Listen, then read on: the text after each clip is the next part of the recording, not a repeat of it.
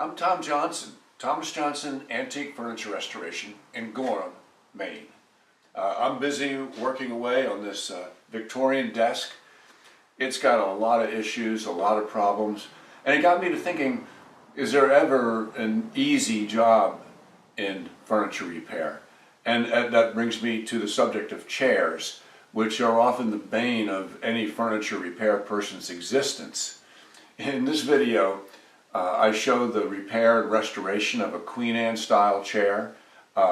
It's got all the usual issues, even additionally a seat that has to be saved because it's part of a set. The finish has to be saved for the same reason. It has broken pieces. I can't take it apart completely because of the seat, but every joint has to be dealt with individually. And I like it because I also talk a lot about why we use hide glue. Enjoy it. These are two nice chairs. They're part of a set of 8. And the style is from the mid-18th century. You could say Queen Anne style. But these chairs are reproductions. They're made of mahogany, and my guess is they're probably from the early part of the 20th century. As these chairs fell into disrepair, they were restored. Now we're going to fix these up. This chair is in the worst shape. It needs a new seat, it needs a new rail before the seat, it needs a new spindle down here because the ends have been repaired too many times. This chair is in much better shape. So I think we're going to restore this chair and use that one for parts. In other words, this rail's broken here. I'm hoping I can use that one. And this backsplat is missing a section over here, so I may use that backsplat. And once they're all repaired and tightened up, they probably just need to be cleaned and waxed.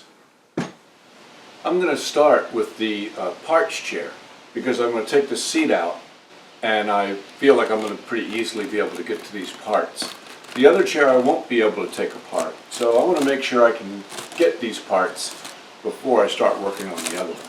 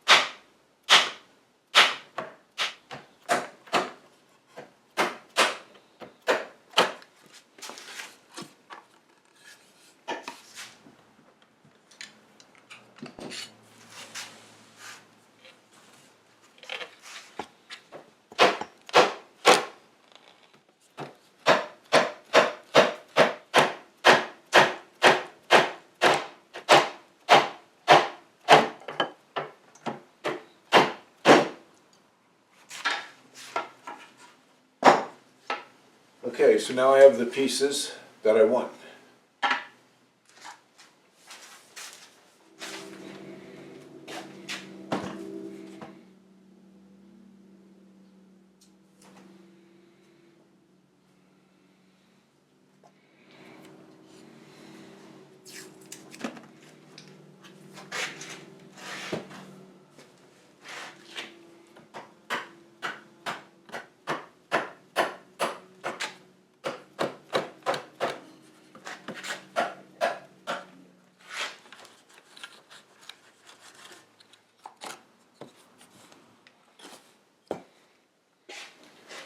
Okay, that was not difficult. So now the question is, can I get this piece, which came from the other chair, in here? Because remember, I'm not taking the seat off. But before I do that, I know that the back splat from that chair fits this rail because they came out of there.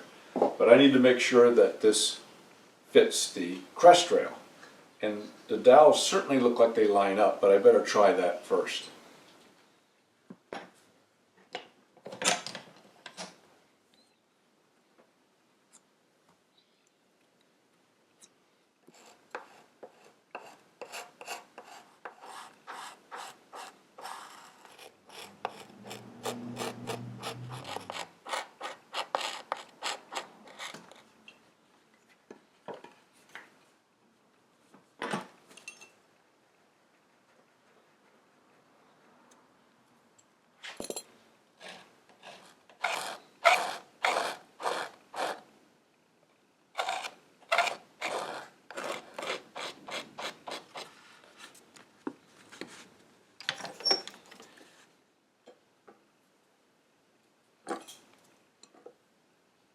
This one's not coming out.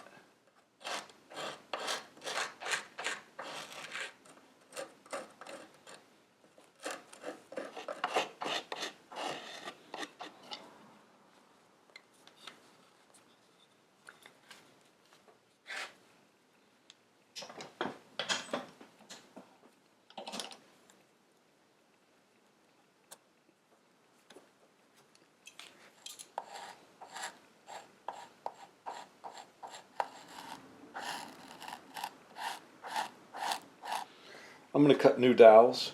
I could just go by the length of their dowels, which is 1 1/8, but I'll measure. The existing holes are about 3/4 on this piece. That hole's about 1/2. This one's more like 3/4. So maybe 1 1/8 is about right.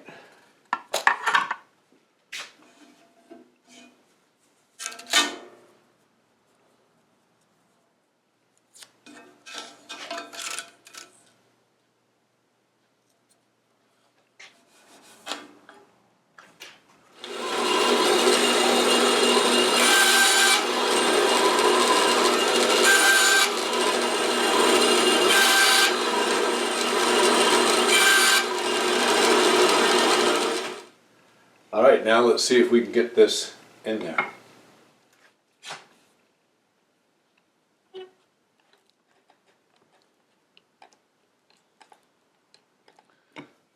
Got a ways to go here. I'm going to switch this clamp to the other side so you can see.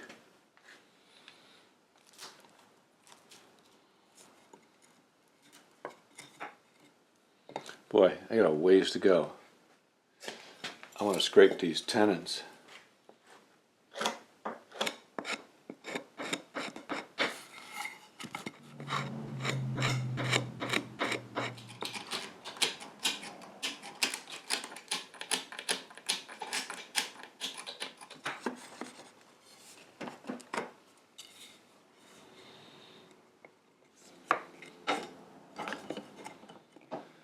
Yeah, good thing I'm checking this. This one doesn't want to fit in there.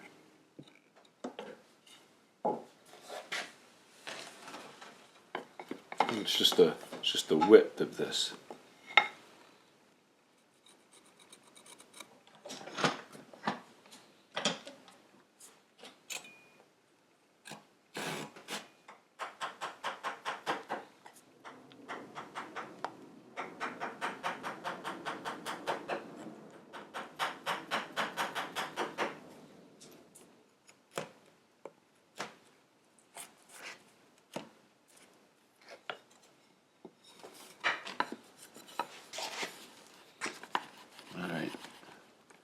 I think that'll go in there.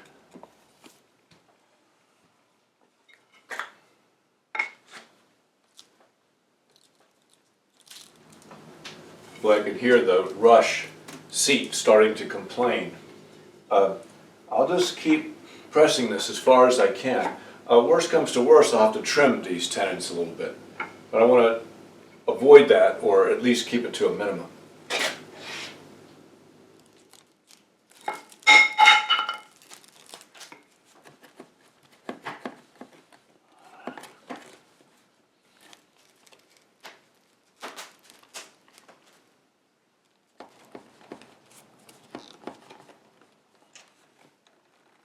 Boy, I'm close.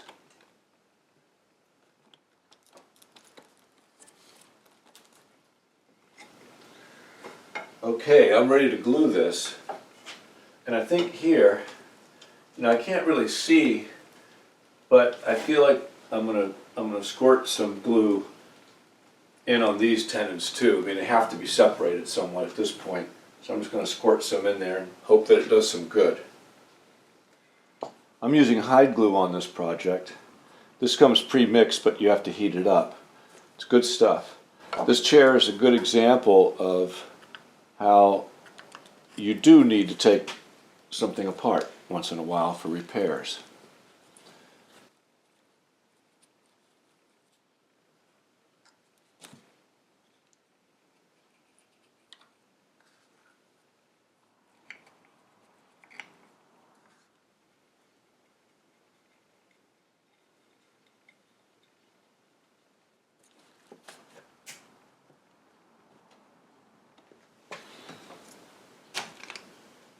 Huh. Thought it would pop back together.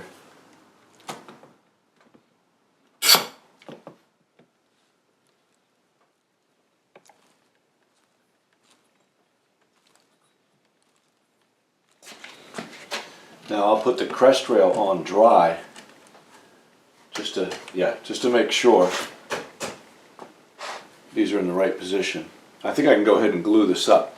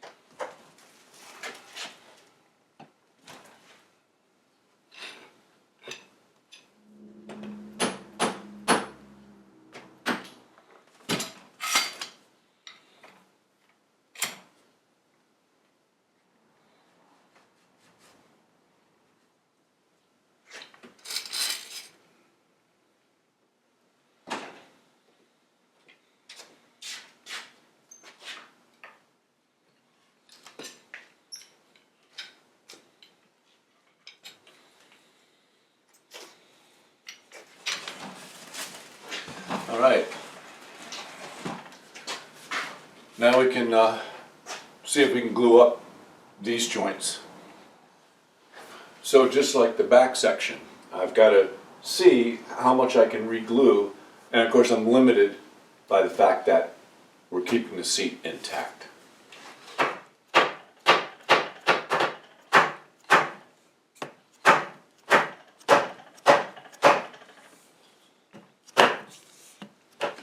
Wow, I'm just noticing now, it was not obvious before, but this spindle's been repaired before. There's a dowel drilled into the spindle. It's interesting because the other spindle on the other chair had been repaired also, but there they used such a big dowel that then the spindle split. And you can see here where that dowel caused this part to split off also. Well, I just hope that I can, all these joints, that I can spread it just enough to get glue on them, on the joints, and then bring it back together and hope for the best.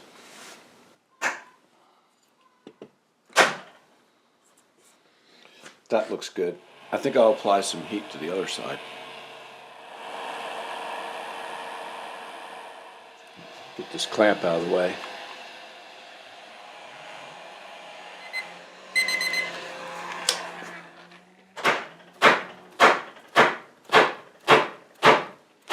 Well, I thought maybe it budged a little bit, but I'm not sure. You know, there may be a nail in there. These marks, I realized, are marks from someone trying to get a nail out. And this other one has a nail. I'll try to wiggle it out.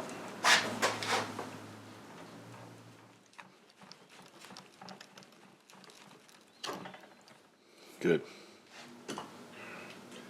I better start marking these things.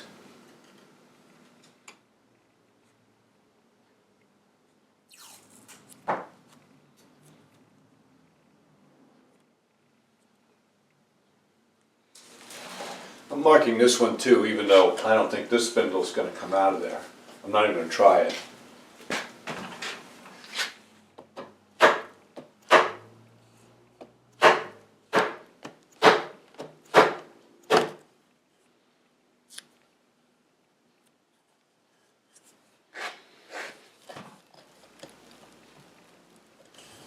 See, what's that?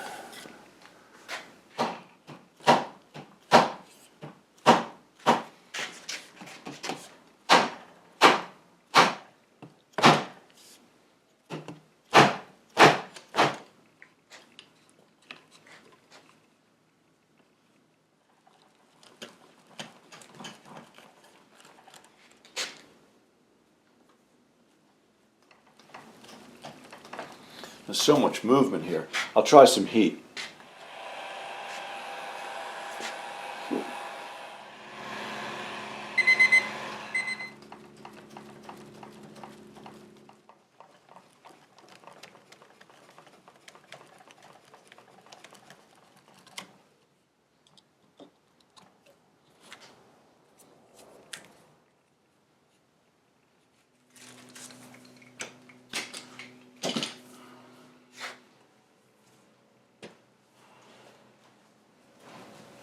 All right, I think these side stretchers are good. They're ready to glue. This one seems fine.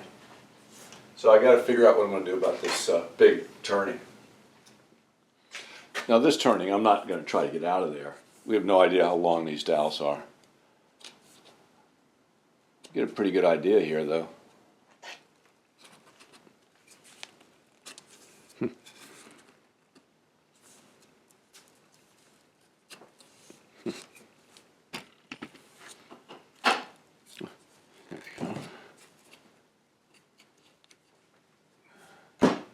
All right, I'm ready to glue this up. You know, all I can do is work as much glue as I can into these joints and clamp it up. There's nothing we can do about these joints right now.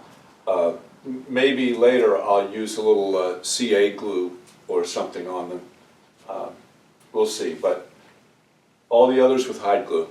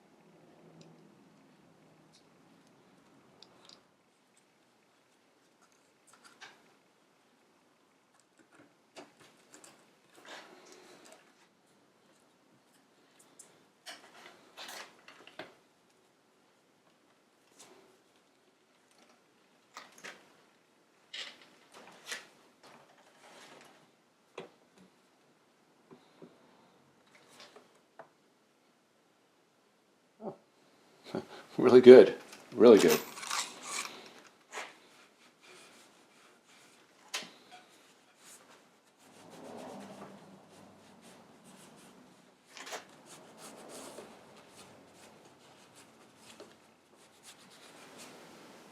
You know, I could let the glue cool off a little bit, you know, cooler temperature, and it would be a little thicker, wouldn't be quite so messy. But especially on a job like this, I feel like the heat, the hot glue will just penetrate better and will help mix better with the old glue. Okay, I'll let this dry overnight.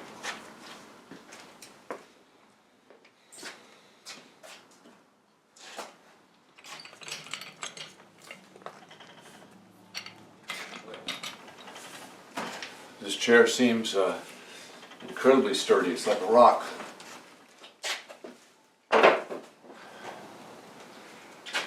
So now I'm going to clean the chair.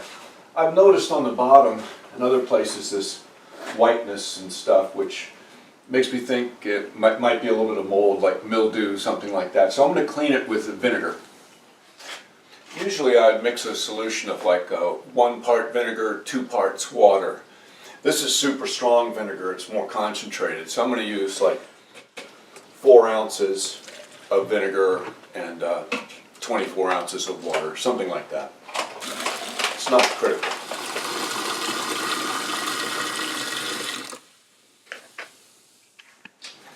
So I'm just going to use a rag and go over it gently. Remember, this is part of a set. I don't want to take off any color at all. I just want to clean the superficial dust and dirt off of it and hopefully get that mold.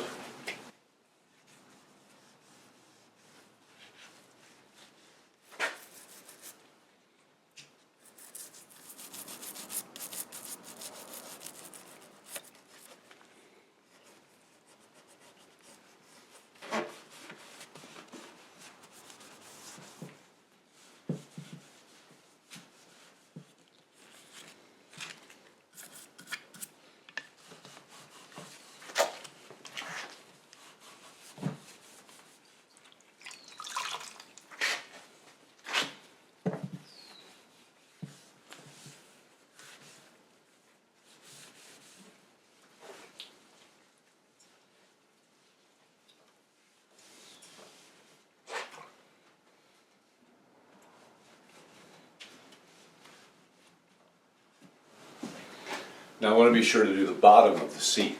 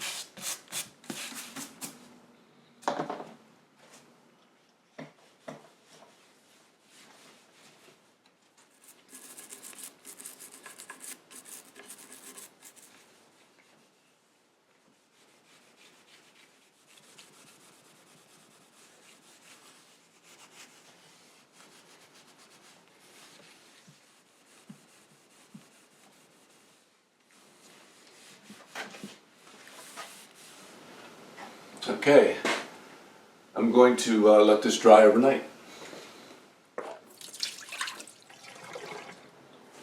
Okay, this has had plenty of time to dry.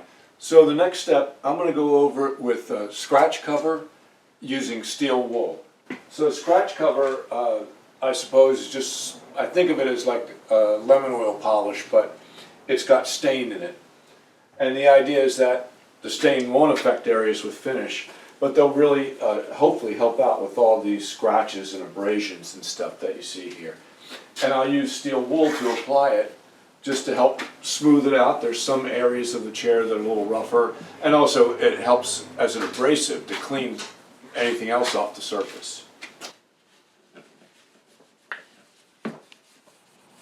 And of course that looks great at first, but we won't really know till this dries.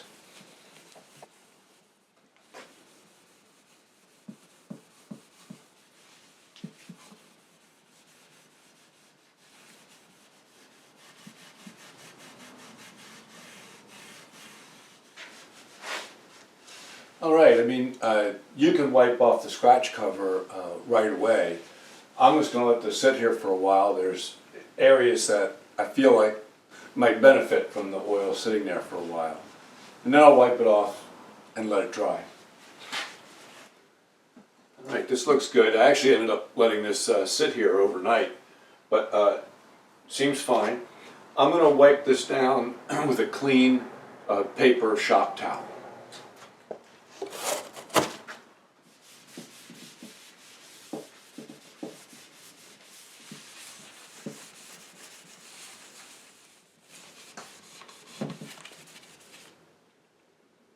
Getting off all the excess.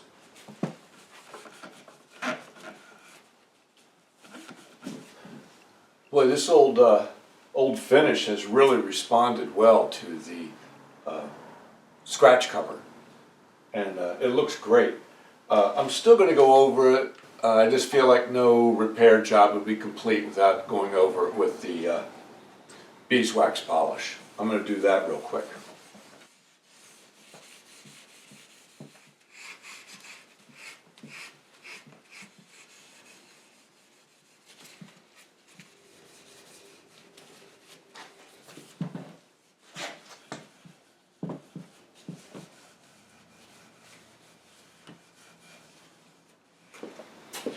Alright, now I'll go over it with this rag.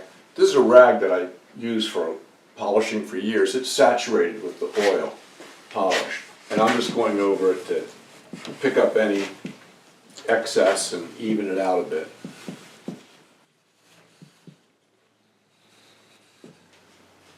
Now, I'll let this polish dry for about an hour while I go eat lunch.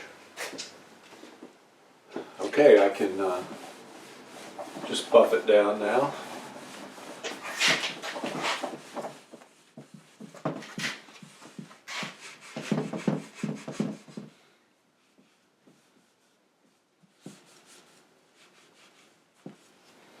Well, there you go. This is a really nice reproduction side chair. It's one of a set. It came in really rough condition. But boy, the finish just responded so well to the scratch cover and the beeswax polish. And if you remember, I used the old parts chair and put in a new cross piece here and the new backsplat because it was broken. And I managed to, get this apart enough where I've glued it, but we managed to keep the old rush seat. I think it looks pretty good.